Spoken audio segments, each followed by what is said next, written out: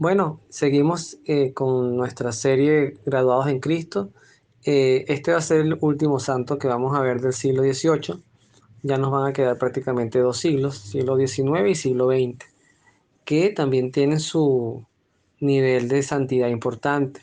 Sobre todo porque hacia este siglo también, hacia estos siglos, vamos a conseguirnos, sobre todo a finales del XIX y todo lo que es buena parte del siglo XX, papas que fueron santos. Y eso ya habla un poquito de la rescate de la santidad apostólica que no debe perder la iglesia. No quiero decir con esto que antes de eso haya existido papas buenos o malos, no me corresponde a mí juzgar eso, pero ciertamente el siglo XX particularmente me parece un siglo muy parecido a lo que fueron los primeros 49 papas a partir de Pedro, los cuales, si no me equivoco, todos murieron mártires y por ende todos son santos. Esta biografía que conseguí en Santopedia es muy cortica y pareciera que hoy pues no hay mucho de qué hablar, pero todo lo contrario. Vamos a pedirle al Espíritu Santo, siempre al Espíritu Santo. No me gusta que le digan el Espíritu, vamos a decir el Espíritu Santo porque el demonio también es un espíritu. Entonces vamos a hablar del Espíritu Santo y pedirle al Espíritu Santo, que es el que forma una unidad con el Padre y el Hijo, que ilumine un poquito, porque leyendo esta pequeña biografía me venían varias ideas a la mente. Voy a comenzar con la primera. Hay algo muy importante que va de la mano con la santidad, que este santo, San Pablo de la Cruz, fundador de los pasionistas, eh, lo destaca al inicio de su biografía, pues el biógrafo, y es esa búsqueda de la perfección. La mediocridad no busca perfección. La mediocridad, su perfección es la mediocridad. Y hasta ahí llegas. Y es como que yo me he dado cuenta, y sobre todo me he dado cuenta desde que vivo la experiencia de ser padre, cómo nosotros mismos le vamos colocando techos a nuestros hijos y por ende nosotros mismos también nos colocamos techos. Y pongo algunos ejemplos sencillos. Yo en estos días yo insisto mucho en decir esto, ¿ok? Pero no es que tenga una fijación con eso, pues. Yo tengo 41 años, medianamente toco guitarra. Y en estos días me estaba provocando como la idea, me estaba dando como el deseo de aprender a tocar violín. Y posiblemente no lo aprendería con la misma habilidad de un joven de 10, 15 años. Pero uno de los argumentos por los cuales uno dice no lo voy a hacer es porque ya yo estoy como viejo para eso. Y no, en realidad yo creo que el ser humano se va atrofiando, pero a voluntad. Nosotros nos vamos atrofiando a voluntad. Es como el que tiene un vicio. Yo conozco personas que fuman una barbaridad. Yo creo que antes de cepillarse los dientes, lo primero que hacen es fumarse un cigarro. Y se te pueden fumar 2, 3 cajas diarias de cigarro, que no es poca cosa. Eso es un vicio terrible, asesino y además. O sea, es un vicio que te va a matar, que te va a limitar pulmonarmente hablando, pero que además es hediondísimo. Vamos a estar claro que el cigarro deja a las personas súper hediondas. Igual que el alcohol, igual que la pornografía, que está más que establecida dentro de los vicios. O sea, la pornografía es un vicio. El vicio de robar, el vicio de mentir. Hay gente que se da muy habilidoso la situación de mentir. Pero entonces se excusan de que o que todo el mundo lo hace, o que bueno, yo soy así, pero que voy a estar yo después de viejo aprendiendo cosas nuevas. Y eso es terrible, eso es terrible. Porque la búsqueda de la perfección es un camino cuyo final, y esto entiéndase bien, el final es la muerte. O sea, ningún ser humano puede llegar a un punto de su vida y decir, bueno, ya, listo, a partir de aquí en adelante soy perfecto. Eso no existe. Pero la perfección sí se alcanza a los ojos de otros. Hay santos que han vivido vidas prácticamente perfectas, pero ellos nunca se consideraron perfectos. Y muchos de esos santos, y aquí voy con la segunda parte de la idea, muchos de esos santos lograron esa perfección porque primero, y esta es otra palabra dura, abandonaron el mundo. Es decir, renunciaron a cualquier tipo de tentación, de deseo que tenga que ver con el mundo. Eso quiere decir deseos de poder, deseos de placer, ¿ok? Eso puede incluir toda la carnalidad, pero también puede incluir todo lo que tiene que ver con darse buenos gustos, lujos, etcétera. El deseo de la avaricia o del verse bellos. Estos días conversaba con mi esposa quiere hacer ejercicio, o sea, y se la compro, o sea, yo no soy, ustedes me ven a mí, quien me conozca en persona, un flaquito que, bueno, más hueso que carne. Yo soy muy flaco, yo sí siempre he sido muy delgado. Entonces yo le decía a mi esposa, si yo entro a un gimnasio, por ejemplo, cosa que ahorita no creo que esté dentro de nuestro presupuesto, pero puede ser que ocurra en algún momento.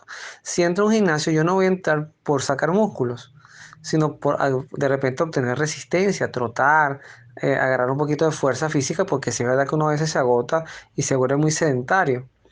Entonces, esa búsqueda a veces de la avaricia o del hedonismo, de querernos ver bonitos, de querernos ver, mostrar a los demás que tenemos buena ropa, buenas cosas, uno también cae en eso, yo caigo en eso. De hecho, todas las mujeres se ponen en alerta con sus esposos cuando los esposos llegan a los 40, porque dicen que viene la crisis de los 40 y se empiezan a querer vestir como chamitos y entonces quieren enamorar muchachitas y ese tipo de cosas van producto de eso. Entonces la perfección es una renuncia, segundo punto importante que nos muestra Pablo de la Cruz, es una renuncia al mundo, es una renuncia al mundo y un constante caminar hacia Dios.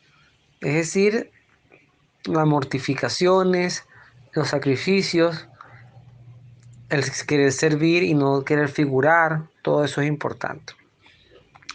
Hay otro punto importante, además que esto fue un santo fundador y esta congregación de los pasionistas, yo no la conozco, o sea, he oído de ellos, pero no es que he entrado en su carisma, no es que conozco sus doctrinas o sus estatutos, más allá de hablar de doctrina, porque la doctrina es la doctrina católica, pero más sus estatutos.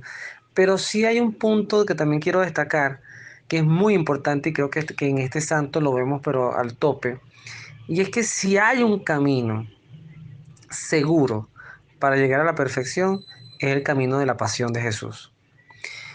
Y aquí voy a hacer otra vez énfasis en cosas que he hablado en otras oportunidades, que tiene que ver con las pastorales, los contenidos. Esto que yo les voy a decir también, yo se lo he escuchado a sacerdotes muy formados en estos temas de formación cristiana. Y también lo he dicho, no me acuerdo en qué episodio, si sería en esta serie o la otra, a la luz de su palabra, pero yo lo he dicho. La catequesis para niños, la catequesis para jóvenes, no puede ocultar, es vergonzoso llegar a ocultar las heridas de Cristo en la cruz, o sea, no mostrar al Cristo crucificado. Porque si algo te inspira a amar a Jesús, uno de los puntos más importantes donde tú puedes ver cuánto nos amó realmente el Señor, es entender, es mirar al Cristo crucificado. La pasión de Jesús es esa la que recordamos una semana en Semana Santa. Y ojo, a partir del Jueves Santo, en la noche, cuando Jesús es apresado, trabajando con los tiempos de la Semana Mayor. Son 3 días, 2 días y medio, o 2 días de un agudo sufrimiento, agudo. O sea, pensar en seres humanos que hayan sufrido tanto como Jesús cuesta. Sí, sí ha habido mártires muy tortuosos. Yo no olvidaré nunca la historia de San Lorenzo, que la traje en esta serie. Un hombre que fue colocado en una plancha ardiente, carne viva, pues, y lo empezaron a asar. Y cuando él estaba quemado terriblemente por un lado, le dijo al verdugo, mira, ya este lado está listo, volteame para quemar la parte de adelante. O sea, y eso pareciera sarcasmo, locura, no sé cómo definirlo. Pero esa es la unión del sufrimiento ofrecido. Es como cuando tú mismo te haces un holocausto para Dios. Y no es que a Dios le guste, a ver cómo explicamos esto, no es que a Dios le guste el sadismo, pero yo de este año reflexionaba mucho el sentido de la cruz del Señor, o sea, ¿por qué tenía que ser así? Y por qué esa imagen de un Jesús ensangrentado, desfigurado, despellejado, vivo. Y para mí, Jesucristo en la cruz, verlo así es mirar el alma, así se ve el alma de un pecador. Y esa reflexión la hago porque yo también esta historia la he contado cuando el santo cura de Ars, y creo que lo conté en el episodio de él, Eso se lo escuché yo a la madre Angélica, la fundadora del canal EWTN, que ya está fallecida, que había una mujer que fue a ver al padre, al cura de Ars, por curiosidad, no porque fuera una mujer creyente, porque era un sacerdote de fama que confesaba 18 horas al día, que tenía unas prédicas sencillas, pero además que también pues tuvo los tormentos del demonio, conoció al demonio de cerca. Y esta mujer se baja de su carroza, se podrá imaginar una mujer perfumada, bueno, peinada, con escolta, una cuestión así. Y el cura de Ars se le acerca e inmediatamente voltea. eh, Voy a usar la expresión mía, no es que haya sido la expresión de él, pero hace una mirada de asco, de que no aguantaba el hedor. Y él le dijo: Discúlpeme, señora, pero es que el hedor que sale de su alma no lo soporto". Entonces Cristo nos muestra, o el Padre permite que el cuerpo de Cristo haga visible lo que para el hombre no es visible, que es la forma de un alma pecadora. Por eso es que esa unión de decir que Cristo llevó en sí todas las culpas, o sea, Cristo sin ser pecador murió como pecador.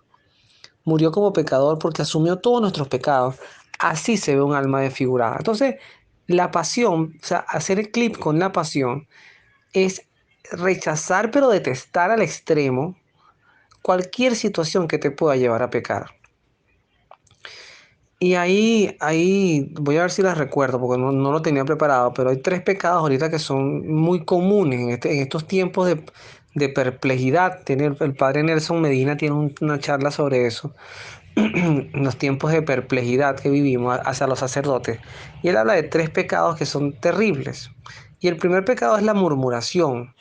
El chisme, vamos a estar claros, o sea, sentarse en una mesa del poder que sea, de los integrantes que sea, a despellejar a otro que no está presente, a desearle mal a otro, a planificar un daño a otro. Todo eso es parte de los pecados de ahorita. Y sí, lo digo en primera persona, yo he formado parte de conversaciones así, o sea, yo he nutrido, no es que yo he sido víctima, porque mis oídos han escuchado cosas que yo no. Yo he sido parte activa de nutrir conversaciones de ese tipo. Y lo digo con vergüenza porque además es algo que he confesado. Y cuando tú haces el clip de que eso no está bien y tú empiezas a marcar distancia, tú empiezas a hacer yo lo voy a llamar un cortachisme. Usted le llega la información de que en qué nutre eso esta reunión. O sea, en qué produce eso no traer a alguien que no está aquí presente. Eso cuesta, pero es algo muy común. El segundo pecado terrible es el pecado de la desesperanza. Esto ya no hay nada que hacer, este mundo se lo llevó el demonio. Bueno, todo el mundo a disfrutar y a vivir la vida loca, a hacer lo que nos dé la gana, porque al final aquí no hay nada que hacer. Eso también hay que tener muchísimo cuidado. Porque el Señor Dios, aunque pareciera que lo estamos sacando a patadas de todas las cosas de la vida, de la ciencia, de la educación, de la medicina, de la política, pareciera que a Dios no le quedan espacios de broma en algunas iglesias, porque también hay que decirlo. Hay muchas iglesias mundanizadas.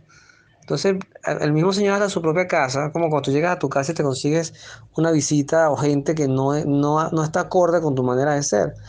Bueno, Dios le ha tocado no solamente ver desde afuera cómo lo rechazan, sino como dentro de su propia casa también hacen cosas que a él no le gusta. Y el tercer pecado tiene que ver con la infidelidad.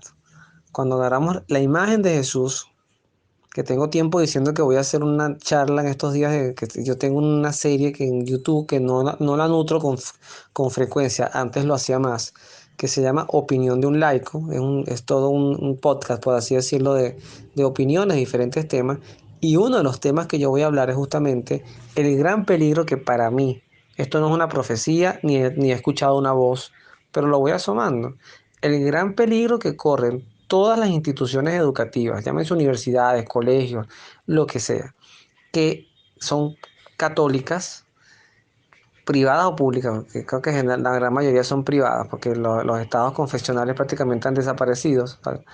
Este, ¿Cómo tomando el nombre de Jesús avalamos cosas que Jesús no avala y que desde la fe son claramente cuestionadas por nuestro Señor, con amor, no con odio, ni con rechazo, pero sí son cuestionadas. Lo que es pecado es pecado. Entonces, por ejemplo, colegios que promuevan charlas de sexualidad. donde se hable de la sexualidad homosexual y que eso está bien y que bueno, cada quien tiene que vivir lo que siente o que repartan métodos anticonceptivos o que en los contenidos de sexualidad, que además esto yo lo he discutido hasta con docentes en muchos colegios, o en varios colegios que he estado, no así muchos, no va a ser exagerado, como o que yo puedo entender que el contenido de un libro te hable de métodos anticonceptivos, eso lo puedo entender. Y no nos vamos a dar golpes de pecho sobre ese punto porque yo creo que uno de los más grandes consumidores de métodos anticonceptivos somos nosotros los cristianos, por muchas cosas. Hay métodos anticonceptivos que tienen mucho que ver con temas de salud. Y eso se lo preguntaba a un padre una vez y me decía, bueno, cuando la salud está en riesgo y el método prevalece sobre cualquier otra cosa, pues él me decía, ahí no hay pecado. Lo dejo ahí en interrogante. Pero también hay que hablar, lo que yo cuestiono es que se suprime, porque se siente ridículo, absurdo, se suprime hablar de la castidad y de la virginidad, por ejemplo, y cómo hay enfermedades que se pueden evitar, como el papiloma humano, que es una enfermedad que dicen las estadísticas que más del 90%, más del 80% de la población sexualmente activa del mundo lo tiene, pero es la principal causa de cáncer de cuello uterino. Entonces tú puedes decir a las jóvenes, a las niñas, la importancia de cuidarse, de no andar teniendo relaciones promiscuas, esperar y tener una sola pareja, porque si un varón llega virgen al altar y la mujer también, que yo sé que suena ridiculísimo, pero fíjense ustedes lo que voy a decir, si la niña, la mujer llega virgen al altar y el único hombre que va a conseguir en su vida es este hombre que también se cuidó y se guardó para ella, ahí es imposible por ser así un 99% casi que seguro lo que estoy diciendo, que va a haber un síndrome de papiloma humano, porque ahí se están guardando dos personas que no han tenido promiscuidad. Pero ahora todo es al revés, ahora es el sexo primero y nos conocemos después. Entonces eso desde una institución católica, eso también hay que hablarlo. Entonces la pasión de Jesús permite ver todo lo que la iglesia enseña, porque además Cristo lo enseñó, porque Cristo lo dijo, yo no vine a suprimir la ley, sino a darle plenitud. Entonces, todo lo que la ley, la voluntad de Dios, aunque no le gusta la palabra ley porque le haga ruido, todo lo que la voluntad de Dios está expresa en su palabra, pues eso mismo vamos a trasladarlo a lo que es el pecado. Y entenderemos entonces que Jesucristo llevó las penas y las cargas y los pecados que no eran propios de Él, pero los llevó para salvarnos. Entonces, decirle hoy a Jesús que eso por lo que Él murió, hoy no es pecado. Yo esta mañana justamente pensaba, decía, oye, yo sería interesante hacer un escrito que algo así que dijera, si Cristo hubiese esperado un poquito más y hubiese venido en el siglo XXI, Cristo no hubiese muerto de viejo, hubiese muerto de viejo y feliz, porque nada es pecado, porque todo está bien. El aborto está bien, la eutanasia está bien, las relaciones con animales, entre personas del mismo sexo, la zoofilia, pues la sodomía, todo eso estaría bien, porque entonces ya todo eso se normaliza, ya evolucionamos. Ya este tema del diablo, eso pasó pues, de la Edad Media para acá, eso ya es absurdo hablarlo. Entonces Cristo se hubiese ahorrado muchos discursos y mucho sufrimiento. Entonces quiero que veamos esto, porque nuestro Señor vino en el tiempo que tenía que venir y advirtió con claridad que teníamos que estar preparados para estos tiempos. Que nosotros estamos viviendo el fin del mundo desde que Cristo se fue, desde que Cristo ascendió a los cielos. Ojo, yo no estoy diciendo que el fin del mundo va a ser mañana, capaz pasen 1000 años más antes de que Cristo vuelva. Eso solamente lo sabe Él, eso no me detiene a mí a reflexionar, pero de que va a volver, va a volver. Porque si yo diría lo mismo que dice San Pablo, si Cristo no resucitó, vana sería nuestra fe, y si Cristo no va a volver, eso lo agrego yo, pues somos unos tontos también. Porque entonces estamos esperando un Dios que no va a venir. Entonces, ¿para qué portarnos bien si Dios no va a venir? Pero es que hay algo en nuestra conciencia que nos dice que tenemos que esperar a nuestro Señor, como las novias de las velas, las novias precavidas, de la parábola de las novias que no fueron precavidas. El novio llegó cuando menos lo esperaba.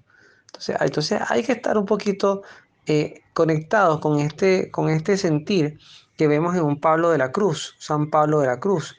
Es búsqueda de perfección, abandono del mundo e identificación del camino a Dios a través de la pasión de Jesús. Esas para mí son las tres grandes enseñanzas de este santo, que como les dije, Texto pequeño, reflexión amplia. Porque al final de esas tres cosas, el Espíritu Santo nos nutre para hablar cosas importantes en torno a Él. Ánimo a buscar la perfección. Que Dios los bendiga. Nos vemos en la oración.